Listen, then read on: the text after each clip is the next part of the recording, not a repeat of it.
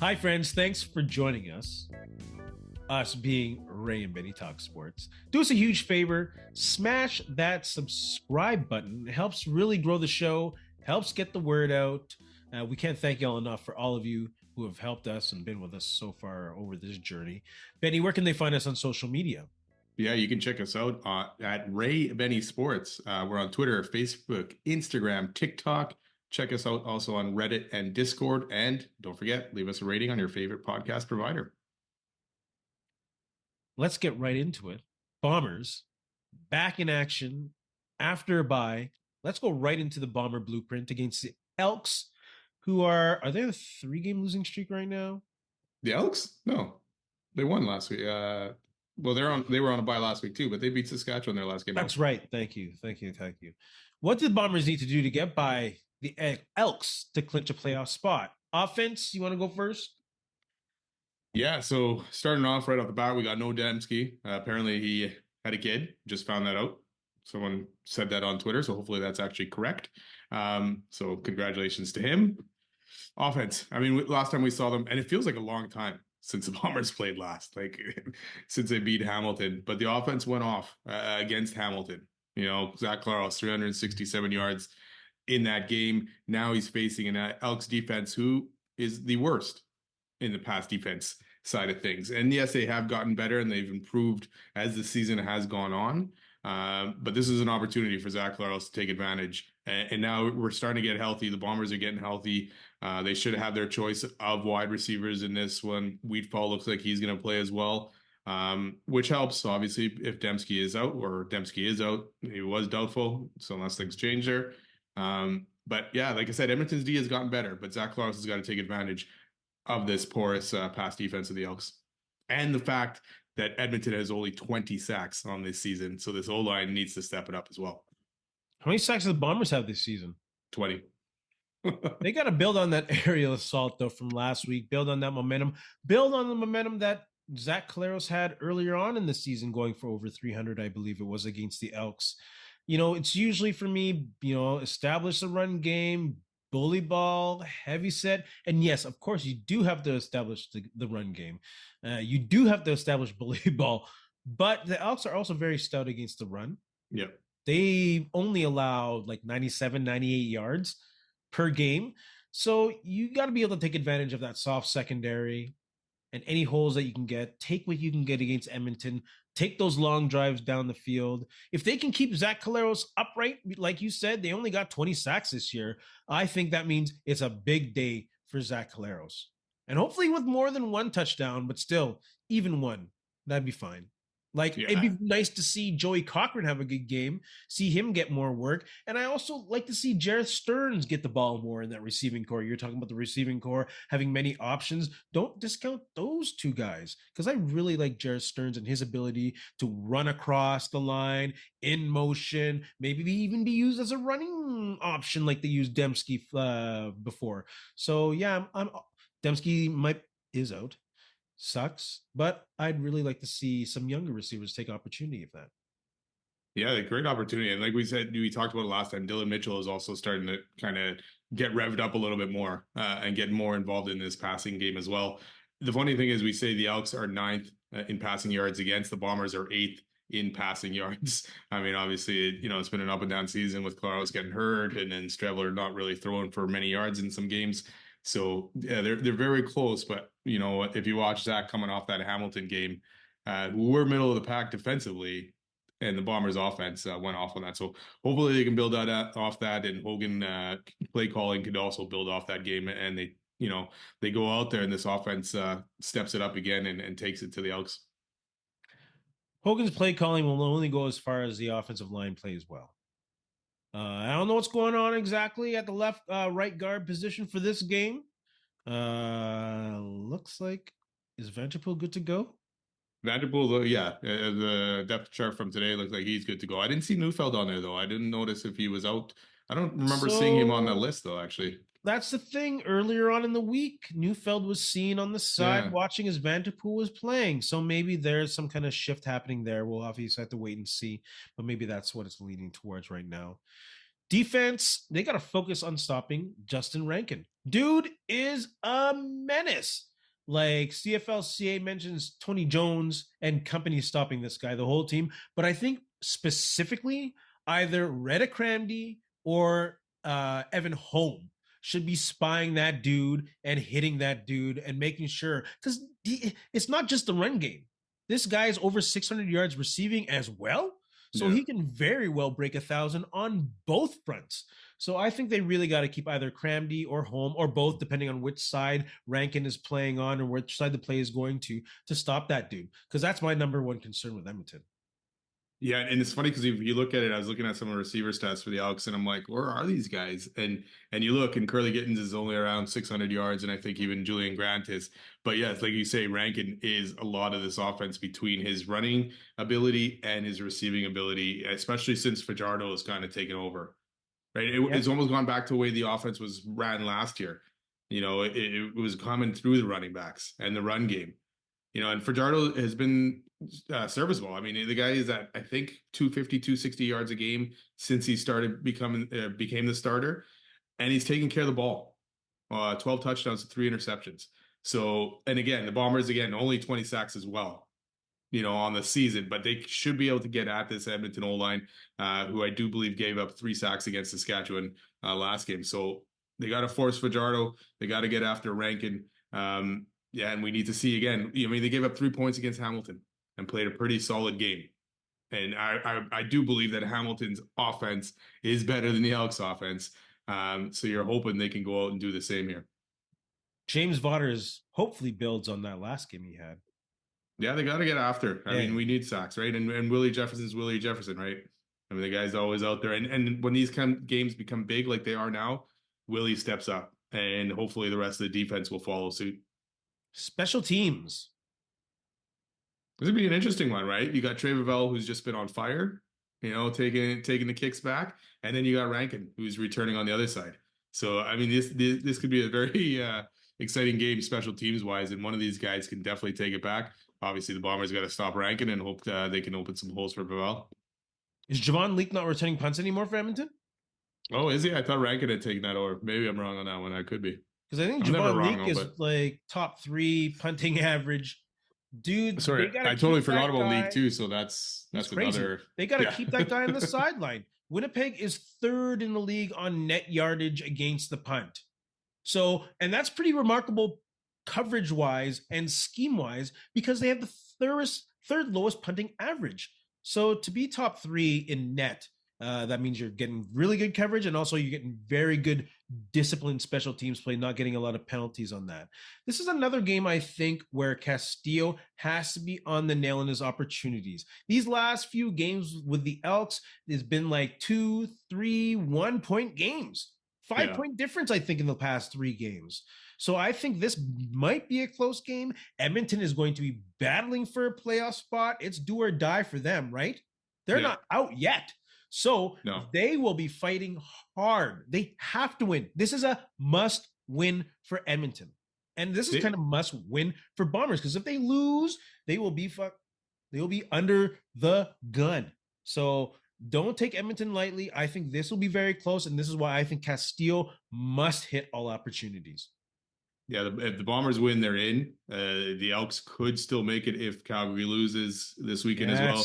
There would still be that opportunity there, but yeah, that obviously make it very tough for them. So this is a pretty big game for both teams, obviously. Yep. Offense, defense, special teams. Who's in line for dominant performances? Offense.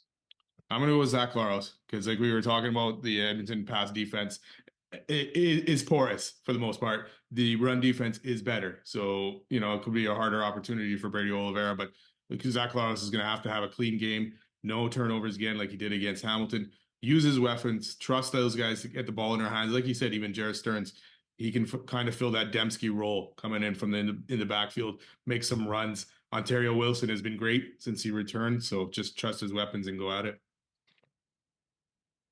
I'm going to go with Brady Oliveira. And I'm going to go with Brady Oliveira because I think he will be open a lot for receptions in this game.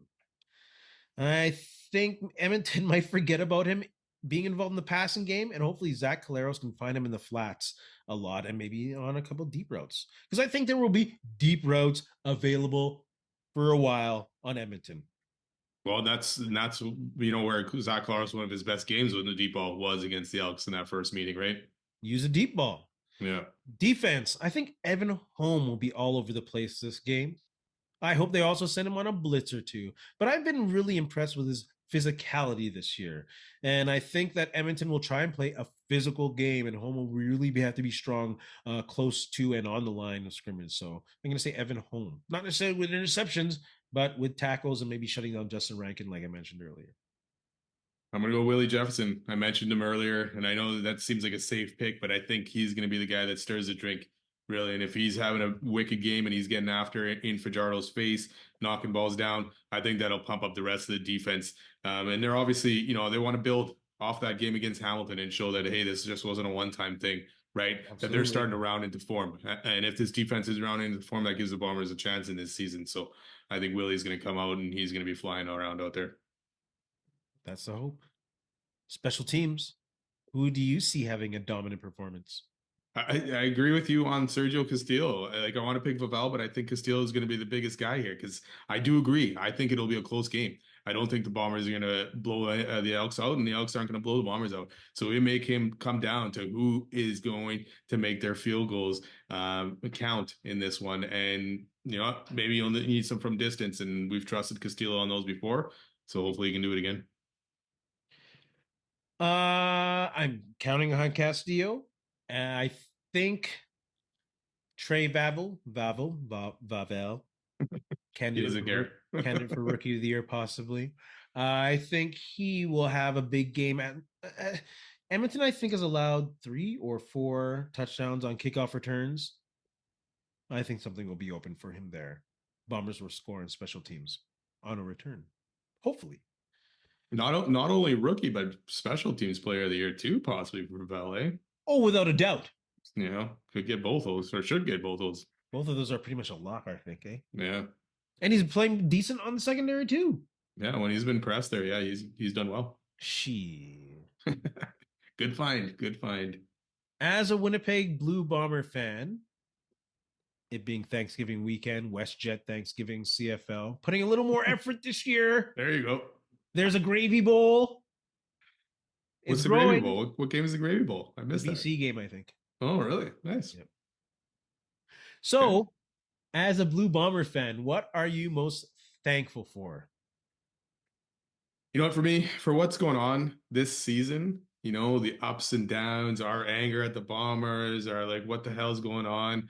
I'm thankful that the Bombers are still fighting and competing in this game and in this season, really, and they have a chance still to possibly clinch a playoff spot this weekend and then compete for the Grey Cup. So after all that has been happening, thankful that the Bombers are still in it. Yeah. After all that's been happening, I've been thankful for like the past 5 years of amazing football. Yeah. Of course, haters are going to talk about losing 3 Grey Cups in a row and a dynasty of losing. But let's be honest, that comes usually from a community who has the least amount of Grey Cup wins.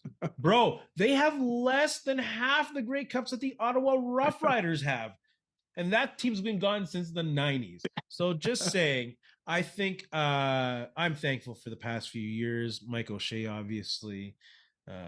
So yeah, it's been pretty good being a Bomber fan lately. Yeah, the even keel of Mike O'Shea, right? Because we talked about this earlier this season, the reaction of Dinwiddie and the reaction of O'Shea. And I was like, I like what Dinwiddie's doing. And now look where the Argos are, kind of thing. And look where O'Shea is. So, in the end, O'Shea ends up winning that out, and the way he handles the Bombers in his business kind of thing, right? So he still knows what he's doing out there. Yeah, you can't tell me that all CFL teams right now hope to be as successful as the Bombers on and off the field. Yeah. That'd be a lie. Yeah, you told me different. Exactly. Bomber fans, what are you thankful for? Whether it be right now, long term, whatever. As a Bomber fan, what are you thankful for? Also, don't forget to smash that subscribe button. CFL Grey Cup coming up soon, almost less than a month. Halftime debate is still raging on as there's still no act announced. Is this an issue? Are you worried about a dud? Yeah. Yeah. Like at this point, who wants to play in a possible stadium, open air stadium, where it might be minus 25 to minus 30? I'm worried that it's going to be a replay of the 1990 Grey Cup halftime show. Like, to be honest, what's concerning partially is these answers online of who should be the Grey Cup halftime show. The Guess Who, Rush, Burton Cummings,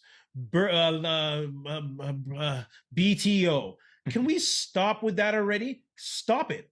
Like, that's not going to draw young people or new eyes to the game during the halftime show. Hey, I love Neil Young. I went to his concert, but for this point in the league, number one, you have to have someone that draws, and number two, you got to announce it more than a month before the Grey Cup. This is crazy. Talk about lost marketing opportunities. This is disgusting that they don't have a halftime show at this point. They've lost on 3 months of marketing this game. So it is concerning, and it is concerning that it'll be a dud, bro.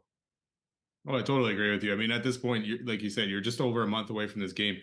Who are you going to get at this point? Like most acts, most bands would have their schedule already. If they're touring, they're out there already. So now you're probably looking to see who you can scrape from the bottom of the barrel almost. It's crazy. And these should be televised because obviously, I mean, the game's sold out. The game's going to be sold out. So the halftime show doesn't matter in terms of the fans in the stands. But if you want the fans at the TVs and you want the non-fans at the TV looking to watch this halftime show and hopefully they stick around for some football as well, you need to get that out there. It can't be some low-end act. No. You need to get someone decent. And like you say, I'm all with the oldies and kind of thing. But yes, you do need to find something a little more current.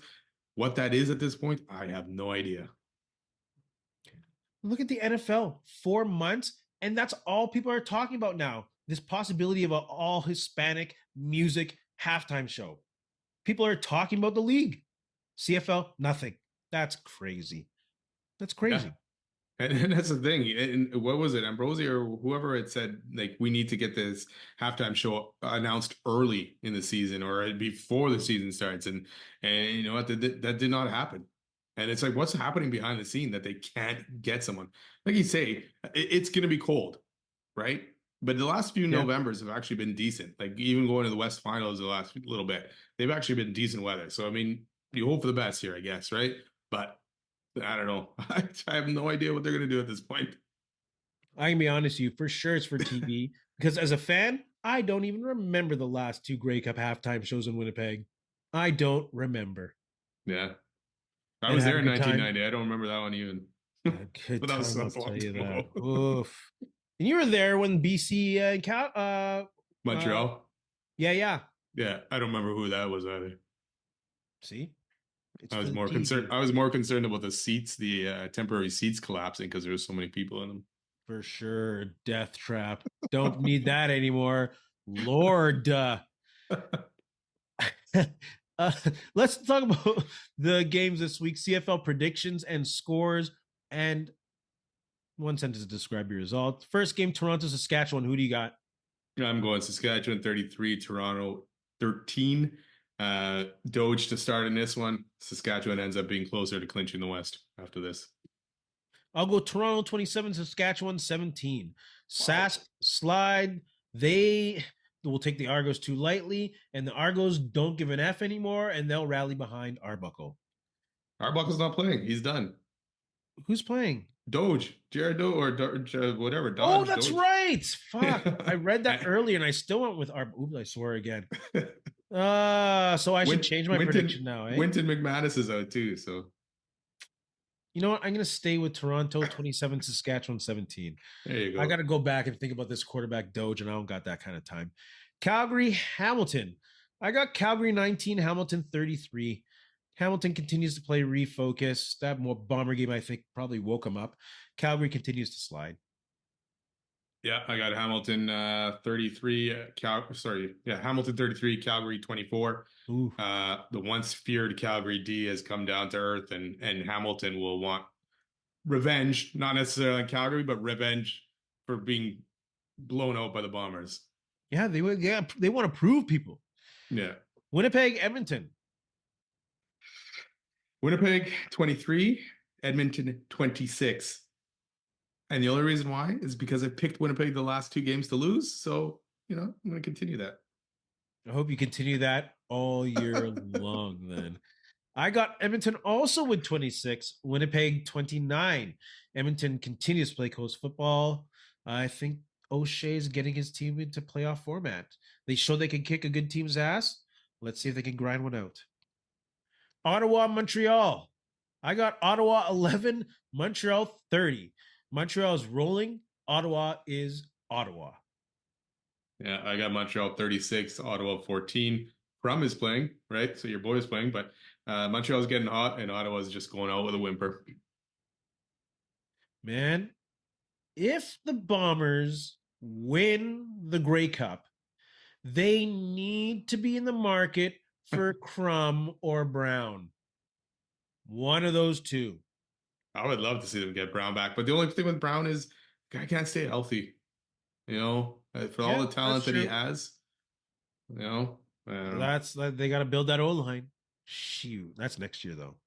Yeah, but he puts himself in certain positions getting hurt, right? Yeah. So, how do you see the CFL playoff picture shaking out? Who's in? Well, we got what? Hamilton, Montreal, Saskatchewan, BC right now are in, right? For sure. Guaranteed. 2 spots left. Calgary right now is in the driver's seat just with their tiebreaker over the Bombers. But I feel like the Bombers maybe have the easier schedule going through, right? And obviously, if they win, they're in. But then they have Saskatchewan and Montreal, who could have things clinched already. Like Saskatchewan could have first, Montreal could have second, stuck in second. So they may not risk things and all that stuff. So I think the best bet here would be the Bombers are in. And then Calgary or Edmonton, just the way things line up, I'll have to end up going with Calgary in that one. So I think the Elks are the ones who miss out. Ultimately, I think Calgary does the crossover. I got Hamilton, Saskatchewan getting the buys, Calgary crossing over to play Montreal, while the Bombers will host the Lions in the West semifinal. Hopefully it's cold because Nathan Rourke in Winnipeg late in the season, that's good for Winnipeg. I think Nathan Rourke anywhere for the Bombers. So, I mean, I know he's been playing well and he's, wicked hot right now, but he always seems to have trouble against that Bombers D. I'm not going to fuck with it again with the swears. I'm not going to mess with him in the dome. Not this year. True. I mean, obviously, better to be in Winnipeg for sure. With him in the dome. Oh, what's with the swearing? Potty mouth today. One beer. I told you I'm tired. We're recording late night, folks. Oy, oy, oy. Let's get back on track here. CFL fans, put your comments down below. Don't forget, support us, help us out, smash that subscribe button. Winnipeg Jets fans, smash that subscribe button. Let's get into some Winnipeg Jets talk. Obviously, the big news of the week, other than opening the season, is Kyle Connor's contract. What are your thoughts on the contract? Yeah, 8 years, 12 million. I mean, obviously, this needed to get done. We've talked about this before. Connor is a big guy on his team. You need those goals, right? And you can talk about his defense and complain about his defense, but you need his goals. And again, start off the season tonight with a hat trick. So after losing Ehlers, you definitely need Connor now to step up. But I also like the fact that the Jets are showing that, hey, we can pay our guys. We will retain the guys that we want. And we will pay them $12 million. Plus, you're paying them bonuses, which the Jets normally do. So, they've stepped up here, and I like that fact. I like the fact that Kyle Connor is committed to Winnipeg, which a lot of people apparently don't like. Not that he's committed to Winnipeg, but a lot of people don't like coming to Winnipeg or playing in Winnipeg and all that stuff. But these guys are showing Kyle Connor, Mark Scheifele, Hellebuck, Morrissey, all these guys that, hey, once you're in Winnipeg, it's a great place to be. It's a great organization. So good to see that it just got this done before the season and it didn't become a distraction at all.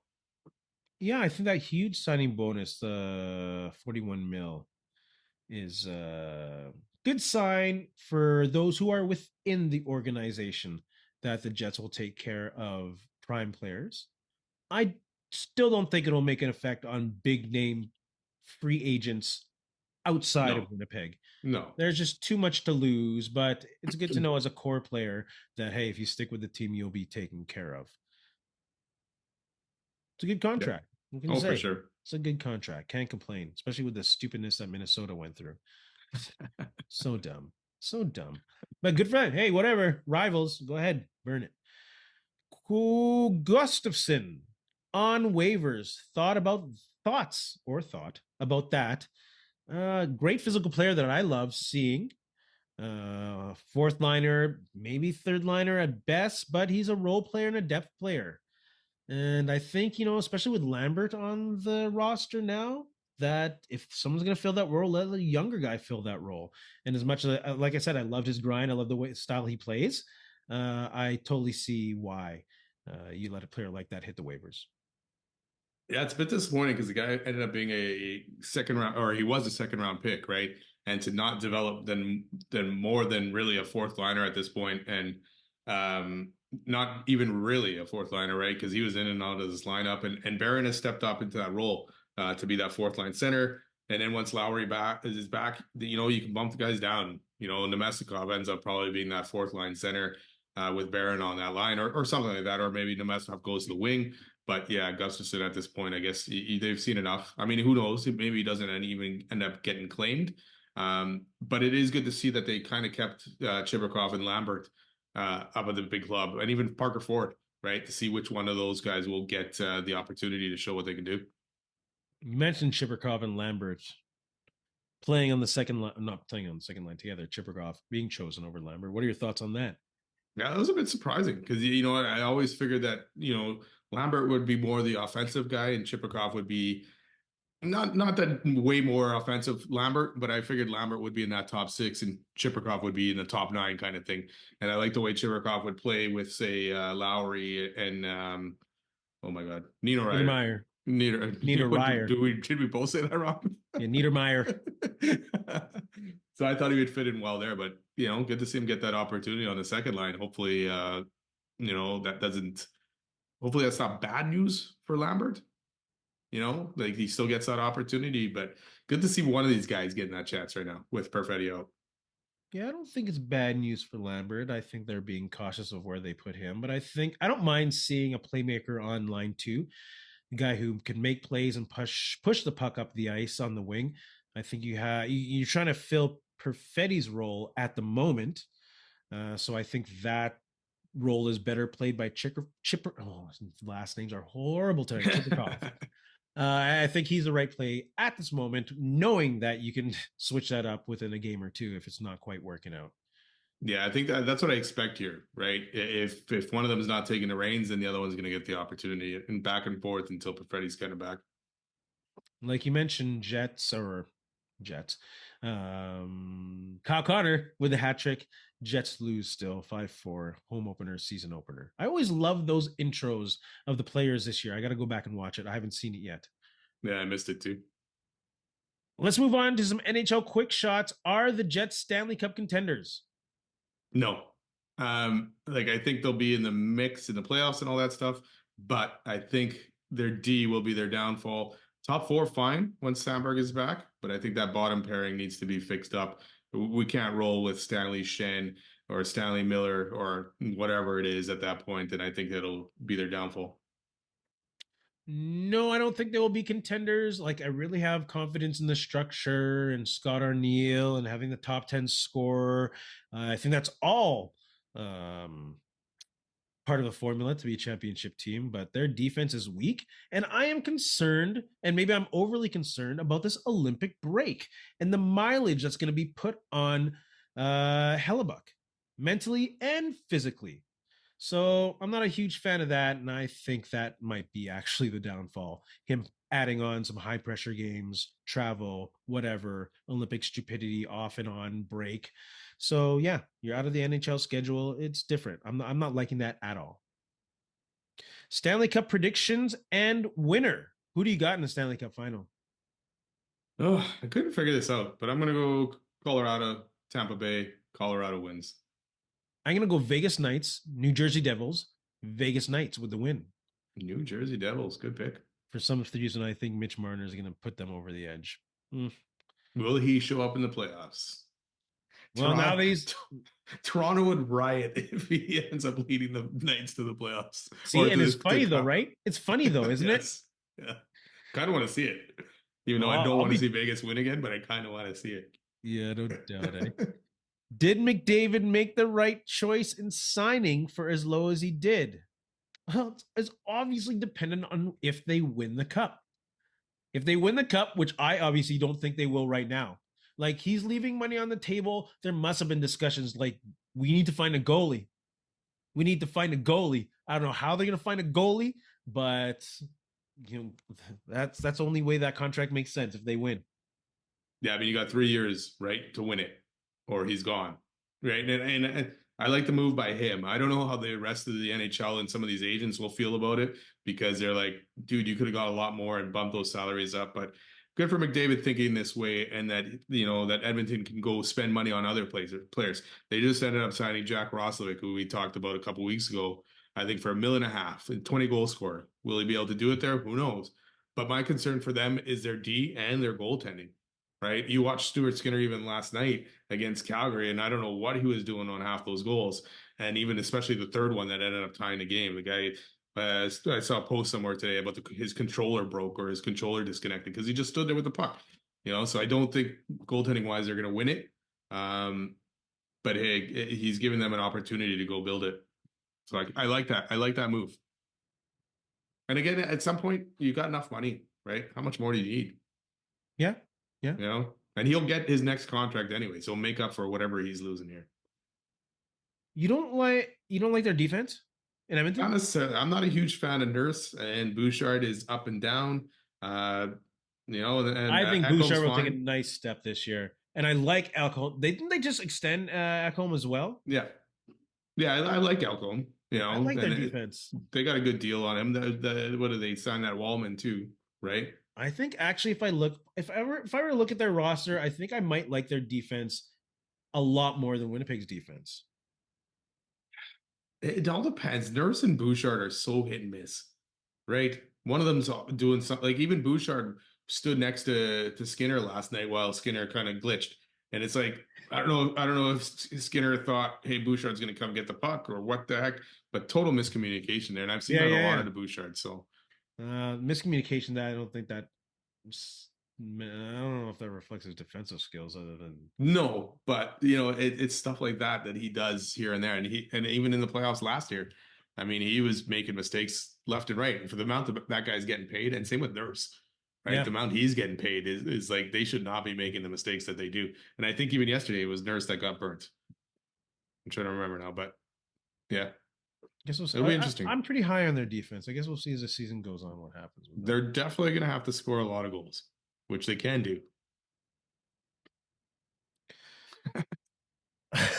NHL Winnipeg Jets fans, put your thoughts in the comment section below and smash that subscribe button while you're there. Benny, do you have anything to say to our friends? You know what? Thanks a lot for listening. Don't forget to subscribe and follow. Have a good week, and go Bombers, go. Man, it's a late one. My eyes are starting to close. And in the words earlier for you where you are. I know, eh? Gosh. And in the meantime, Ed Whalen, in the meantime and in between time, that's it. Another edition of Ray and Benny Talk Sports. Hey, friends and neighbors, don't forget to check us out online on Facebook, TikTok, Instagram, and Twitter at Ray Benny Sports. And don't forget to check out our YouTube channel. Leave a like, leave a comment, tell us what you think.